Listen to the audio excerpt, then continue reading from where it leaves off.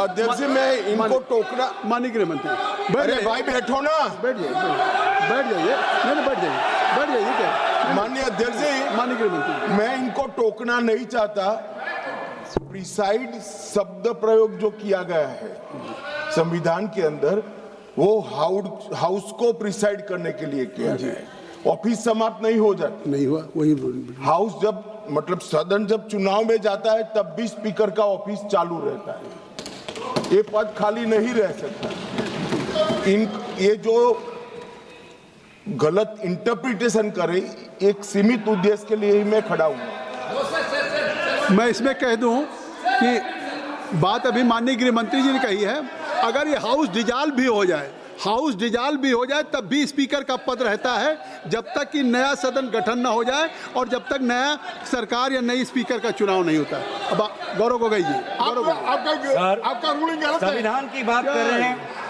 You must read, Mr. Suresh. If I'm mentioning from chair, तो I think मैं दोबारा पूछ रहा हूँ, पैनल ऑफ चेयरपर्सन है, पैनल में से कौन से चेयरपर्सन सदन में बैठेंगे जब अध्यक्ष का रिमूवल का पिटीशन हो रहा है, ये कहाँ पे डिसाइड हुआ है? नहीं तो as per 95(2) the house should determine that which person will act as speaker. House ने डिटरमिन नहीं किया है सर, और ये बार-बार रिकॉर्ड में जाना चाहिए sir. The speaker has the right to speak. He can take part, but he cannot preside, sir.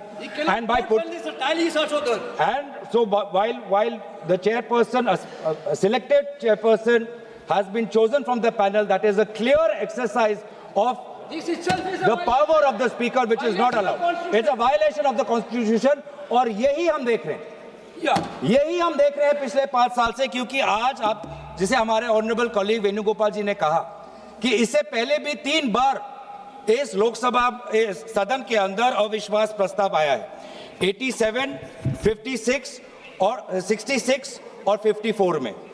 और 1987 की बात करें, 1966 की बात करें, जब motion was moved against the speaker, a deputy speaker was sitting on the chair.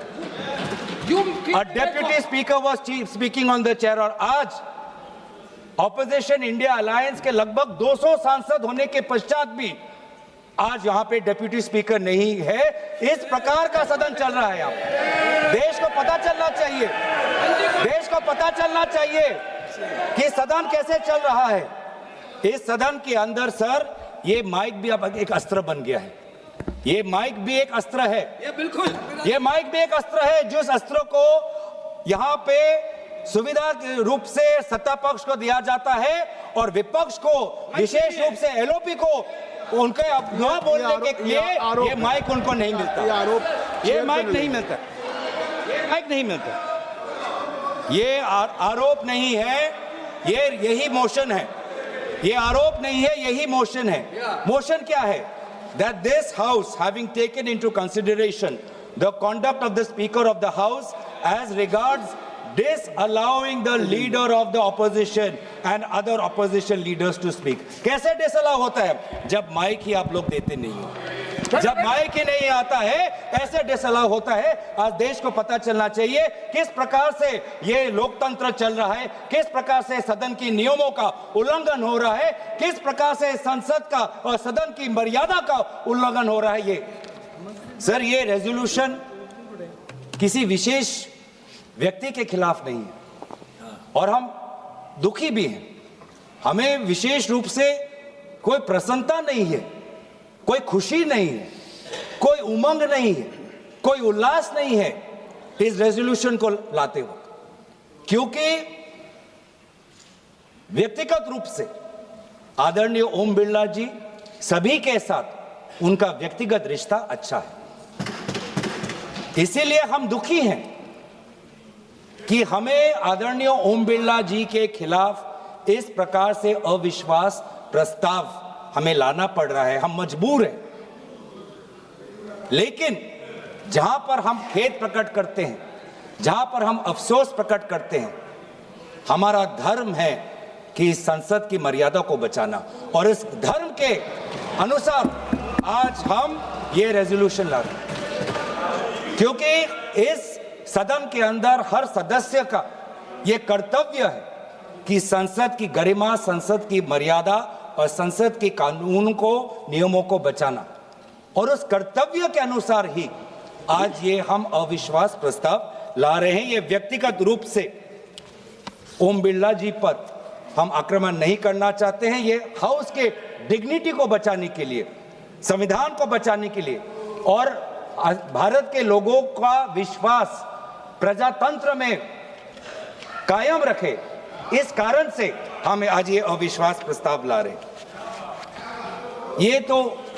ये जो सदन है, इस सदन को आदरणीय प्रधानमंत्री जी भी कहते हैं कि लोकतंत्र का सबसे बड़ा मंदिर, जिस मंदिर में हम सब प्रवेश कर सकते हैं, चाहे आप वामपंथी सोच के हो, चाहे आप एक छोटे प्रदेश के एक ही सांसद हो, चाहे आप इंडिपेंडेंट हो, चाहे आप बहुत अनुभवी सदस्य हो, चाहे आप युवा सदस्य हो, चाहे आप किसी लिंग के हो, चाहे आप किसी धर्म के हो, चाहे आप किसी भाषा को हो, ये सदन, इस की मंदिर का दरवाजा सबके लिए खुला है।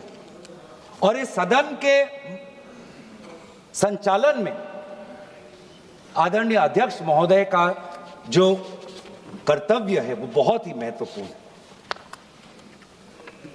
मैंने कहा है कि यहाँ पे जो बाबा साहब अंबेडकर जी ने सदन के संचालन में लोकसभा अध्यक्ष के कि उनका क्या दायरा होना चाहिए, जब उसके बारे में सोचा तो हमेशा ये कहा कि constitutional morality demands impartiality. Constitution morality demands impartiality. ये भी सोचा गया संविधान के निर्माताओं से that the speaker is not the voice of the government but the custodian of the rights of the entire house। चाहे वो एक निर्दलीय सांसद हो, चाहे दल का एक ही सांसद हो, चाहे अनुभवी सांसद हो, चाहे नेता सदन हो, चाहे नेता विपक्ष हो या चाहे नेता प्रतिपक्ष, सबके संरक्षण का कर्तव्य का जिम्मेवारी आदरणीय अध्यक्ष महोदय लेते हैं। और हमारे पार्लियामेंट के इतिहास में ऐसे कई स्पीकर्स हैं जिन्होंने अपनी एक व्यक्तिगत छाप छोड़ी हुई है, चाहे वो जीवी मावलंकर जी हों या सोमनाथ चटर्जी जी हों। लेकिन आज हम बहुत दुख की बात यह है सर कि हम किस घटनाक्रम की बात करें। ये जो रेजोल्यूशन हम लाए हैं जिसमें disallowing the leaders of the opposition and other opposition leaders to speak, sir इसमें हमने क्या देखा?